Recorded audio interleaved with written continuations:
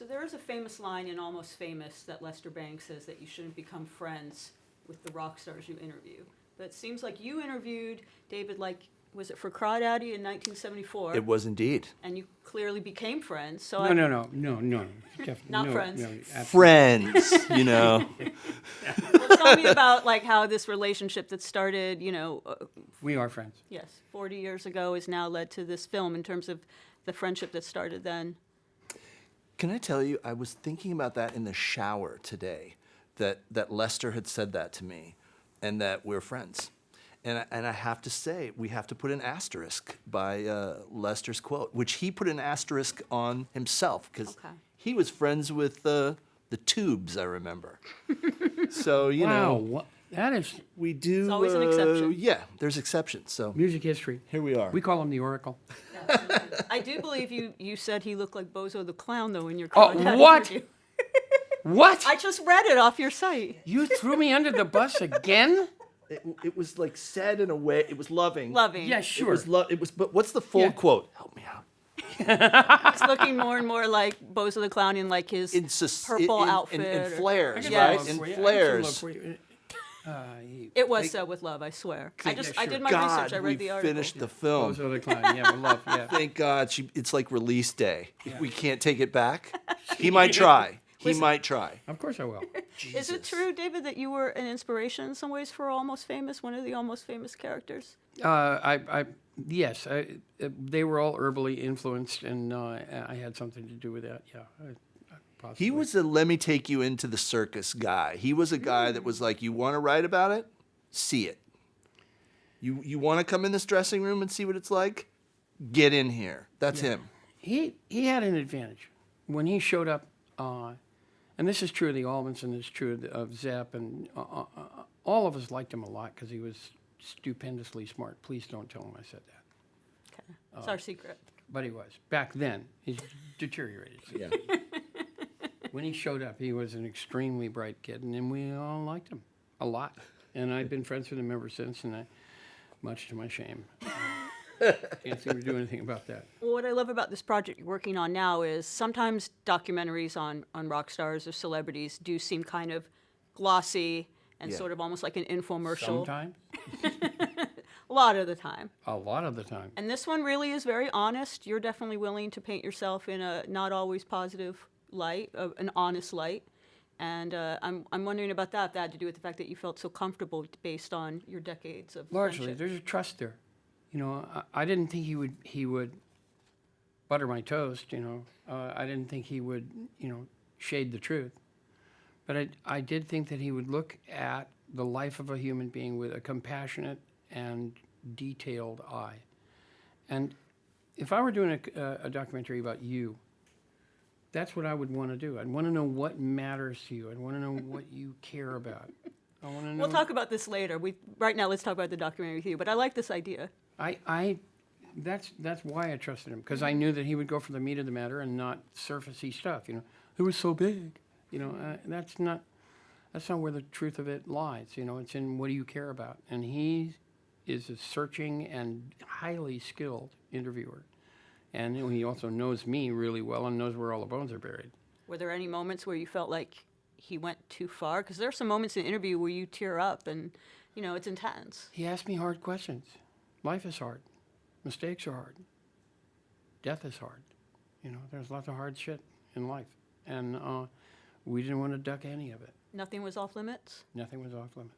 Awesome. Why? I feel like this movie's long overdue. Like, why did you decide to do it now, or was it in the works for a long time? It came because of a really odd circumstance. Now, I'm 77 years old. I'm supposed to be wandering off into the sunset, hand in hand with my wife. And it's been great. Loved you all. So pleased. Have a nice life. Richards and I'll see you down the line. Yeah, exactly. But I'm not. I've made 4 records in the last 4 years. I know. I'm full of songs. I'm full of life. I'm having a blast. I'm singing as well as I've ever sung in my life. I'm writing really well. I've got tons of really great writing partners. The music's just flowing out of me.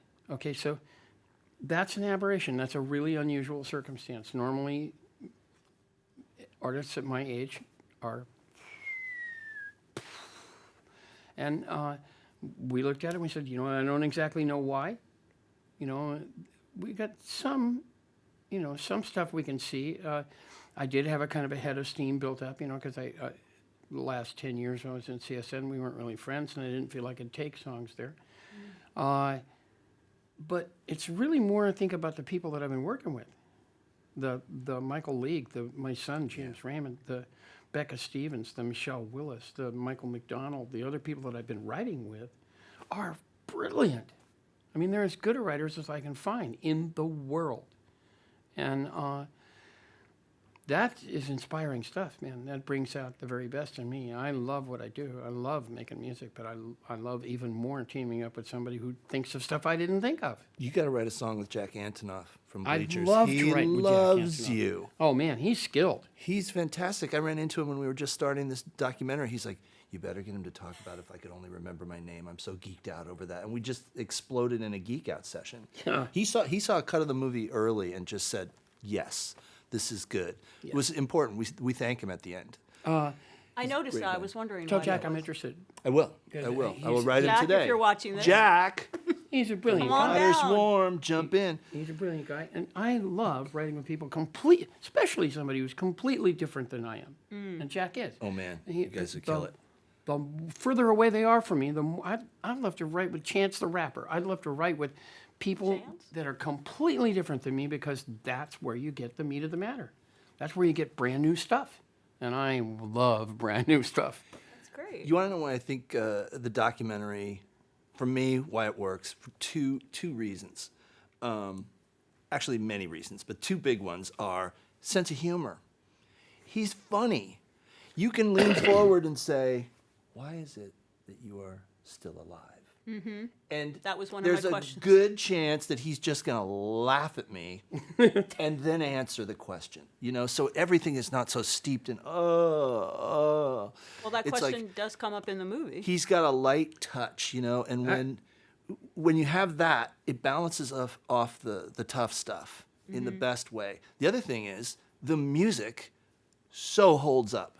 Yes. Like, we go through this stuff, the Birds has never sounded more modern. I was listening to that song Why on the way here. It's from 1966. Damn, is that song good. Yeah. So we're in the editing room and we're just like saying, we got to put Why in here. This is like as good as any indie rock anthem, you know? Anyway, so to have those elements allowed us to go deep in a way that it just wasn't overbearing. Right. It's actually inspiring. Right, it's not a heavy film, but there are heavy moments, and you brought up that question, Yeah. and it comes up actually, I think, in the cold open of the film. Yeah. Why are you still alive? Or when so many of your peers were not so fortunate and, you know, did the same things you did, took the same drugs, lived the same wild life. Like, I'm a little baffled about it. Yeah, you know, it's called survivor's guilt. It's a known, thing with people. It's not just that they were my compatriots; these were my friends. Cass was maybe one of my best friends in my life. Janice, Jimmy, really good friends, and tons of them. I mean, those are the first three to jump out of my mind, but there were a lot. Yeah, you wonder. Why me? That I don't have an answer to that. But I figure the answer is, okay, well, I don't know why, but I'm here. So then if you are given the lifetime to do something with, then do something worthwhile. absolutely. Now, you mentioned CSN, and that's definitely touched on in the film, your falling out with them and stuff. I'm wondering, because you do express multiple times in the film, like, either regrets or sort of remorse, or like, it almost seems like at times, did you do this with any sort of agenda, hoping some people, perhaps those bandmates, would see this and, like, is it any kind of olive branch you're extending in this film? No, No? Okay. no, it's not a flag waved to them. Okay. It's more trying to clear my own head. And, I don't have a beef with those guys. I like them. Mm-hmm. They're okay guys. And we did really good work. Yes. I'm really not, trying to, I'm trying to apologize to everybody that I wronged in any way in my life to some degree. It's not a thing where you can go in and, like, in detail do that very much. You can make amends to people that you need to, but I'm more trying to clear my own decks than wave anything at them. I think we did good work. I'm proud of it. I don't really think about it that much. I don't listen to those records. I'm not really aimed back there at all. I'm not trying to get back there. You're not reunion-minded. No, or anything. not really. I'm absolutely fascinated with these two bands that I'm in, and I love the resultant work. So, is there a circumstance under which I would do it? Yeah, of course there is. Particularly if they wanted to do. I'm going to have to do some voter registration. I'm going to have to do something about this next election because we cannot let it go on the way it is. Tell me So- more what you'd like to do. I think I'm going to start talking to my friends. I think I'm going to start talking to every really major musician and artist and actor that I know, writers, directors, everybody that I know that swings any weight in show business, and try to put together some kind of voter registration event. I was thinking, maybe the only way you could get in would be to show that you had your voter card, that you were registered to vote. We wouldn't sell you a ticket unless you were registered to vote. See, Good it's idea. interesting because there's a part in the film where, the birds, if I'm interpreting it right, were not happy with how political you were They getting. were not. They thought it was. They felt that was early on. You got to remember, nobody was doing that. Yeah. And I felt they needed to do it, and they thought it was kind of weird. And they have a right to have that ethos about them, man. Chris was there last night. And I didn't see him. He was there, man. He was really good. Give me a big hug. That was really sweet. I love the guy, man. I love too. Roger. I still love even Nash, who's like really down on me. Yeah. I love all those guys, man. I think they're all are good men, and they all try to do their best with the music, and that's really all I ask of people. But with the political thing, this is a question to either of you. There are people who want celebrities, musicians, whatever, to just shut up and sing or stay out of politics. You got that a little bit back then. We're still getting that now. Even people like, Tom Morello, people who've been political from the jump. How do you feel when people say, like, you should keep that separate and no I one tell wants them, to shut hear- up. I tell them, I got the microphone. You ain't going to win this one. And I also usually ask them, whose concert did you think you were going to? I mean, what the hell? If you're going to complain about politics, you went to the wrong guy. I am political in the sense that I think politics is what happens to you tomorrow. I'm not political in great parties. I'm political, but I love democracy and I love this country. It's a good system, and it's bent. It isn't right that the corporations bought our Congress. They're taking our society over here, and it's meant to go over there. And it's supposed to respond to you and me, and not them. They're not supposed to be able to run the country.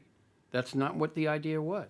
So yeah, I'm pissed, and I'm definitely going to fight it. I feel in the 60s, though, maybe you were among the first, but a lot of musicians did really move the needle politically. And now, I don't know if that could happen now. There's less of it now. Here's several dynamics. One, people who are in show business generally aim at pop because that's where the money is. Two, the money isn't there as much as it used to be because of streaming. So people are a little even more desperate to go for where the cash is. Their managers tell them you can't do any political stuff because it interferes with your money-making persona. So they're hesitant. Now there are people, good people, who have stuck up for stuff. Even the very biggest people in show business, if you approach them on stuff about race, they'll show. They'll stand up and say, no, that's bullshit. And I don't have to, muzzle myself about it. But it's not the same as it was in the 60s. It isn't fashionable to stick up for what you believe in, but there are people who do. And I'm very grateful for the ones who do. Did you ever consider running for office, or would you? I'd go for like a Crosby Cameron ticket. Cameron Crosby or Crosby Cameron, you can decide. We got a better 2020. job already, man. Tell her, though, I've said this to him, and his answer is very to the point, I'm a convicted felon, I can't. Forgot about which that. makes Well, a you little want later to you vote show. for him, Just right? that little thing. Yeah, that's what I want my president to come from that, not go to that, as we have going on now. I see several people running that would make a great president. Okay. At least probably four. Do you want to throw your... Well, sure, Elizabeth Warren would make a great president. Kamala Harris, make a great president. And it's time for a woman to be president. Women are half of the people in the world. They deserve half the power. Get it through your head. It's just how it is. It's facts. Beto is a good man, and he's trying very hard to do the right thing. My favorite is Mayor Pete. I love the guy. He's the smartest man I've ever seen in politics, ever, of all. He's smarter than all the rest of them put together. He's brilliant, and he's honest, and he's dedicated, and he's brave. You know how much guts it takes to go in the military when you're gay? Volunteer and go because you think you ought to? You don't want to be a privileged guy who get excused? You know what kind of morals it takes to do that? Yeah, I want him to be president. I really want him to be president. Think you'll be playing any of, the fundraisers, the DNC events? I avoid that like the plague. How come? Because most politicians will turn around and tell you anything that you want to hear to get you on their side and then do completely other stuff when they get in there. Mayor Pete, I think, would not do that. Okay. I think all four of those ones I just mentioned would honor if you supported them. But I'm not willing to do that yet. Once we have a candidate, oh yeah, I'm going to work for him. I can't leave it the way it is. This guy is like a spoiled child who's broken into his dad's office and he's running around peeing on all the papers because I'll show you. He's just a bad kid. And he's doing great harm to this country, man. Not just to our democracy, not just to our rep in the world, but as long as he's denying global warming and keeping us from being the leaders and fighting it, he's doing harm to you and you and you and you and every other human being on the planet. Get that. That's not okay. Having experienced so much as you have in life and, the political 60s and all that, do you look at what's going on now and go, damn, things have regressed? Like, what about all the progress we made? It's tough. There's a lot, and like I said, it's a different time, and people are hungrier and more concerned with trying to, build a career, and it's tough for them when they have to make a choice between trying to make a living and trying to stick up for what they believe in, and it is much harder to make a living now because of streaming. Yeah, that is Streaming absolutely sucks. Cameron, it's a little off topic, but since we're talking about progress and stuff, I've always wanted to ask you this. I know you didn't direct this movie, but you wrote the book. I watched Fast Times the other day on TV, and there's the Jennifer Jason Leigh character, and she goes to, have an abortion because she made a mistake as a teen girl. Yeah. And it's treated in the film really plainly. It's not treated as like she's not morally judged for it, but it's also not treated as like this disaster. It's going to like ruin her life. It's treated like in a really like simple and like fair way. And I don't think a scene like that would happen in a movie now. Do you have any thoughts on how that scene is? It would be outrageously controversial, and it would be protested, and there would be a mess over it. What's wonderful about you bringing that up is that Amy Heckerling, the director, is a fantastic director, and she was so young, had barely done anything. She read my book, she read the script, and she said, and we asked her about the abortion scene, and she said, you know what, this is life. I want to shoot this like life, just like life, which is like, it's everything you'd want in a director. And a woman director at a time when no women directors were getting jobs in Hollywood, and nobody wrote a big thing about it. She just quietly did it. And in an almost European way, she put this young girl's life on screen in a way for you to judge. This is just how life is.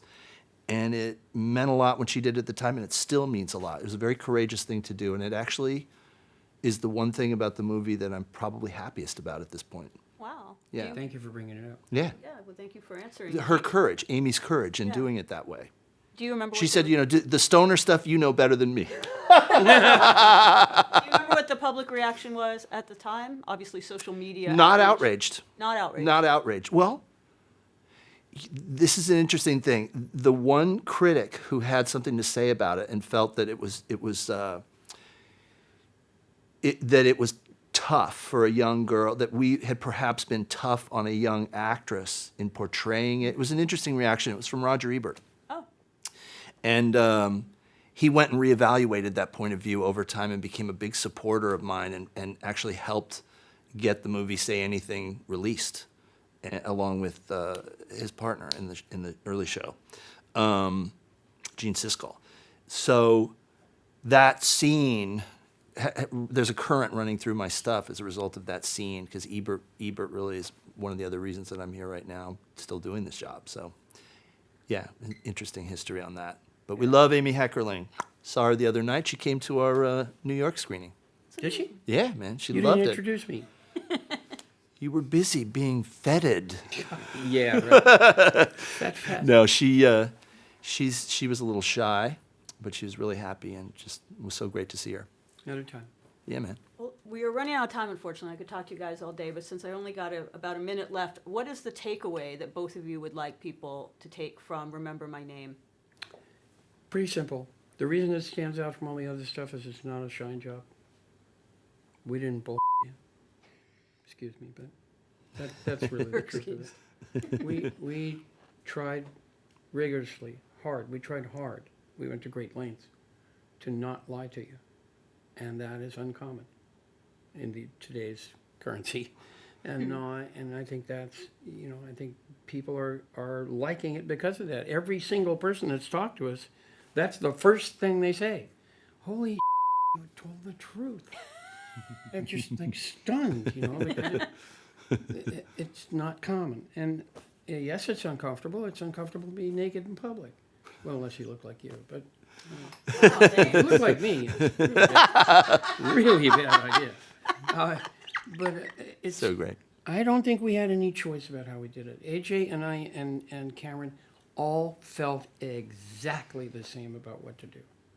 We didn't think that it would give you anything, any usable, teachable moment about another human being if we lied to you. Where's the value? The value's in the truth. So that's what we did. And hopefully everybody will like it. So far, every single person that's talked to me about it, that's the first thing they say.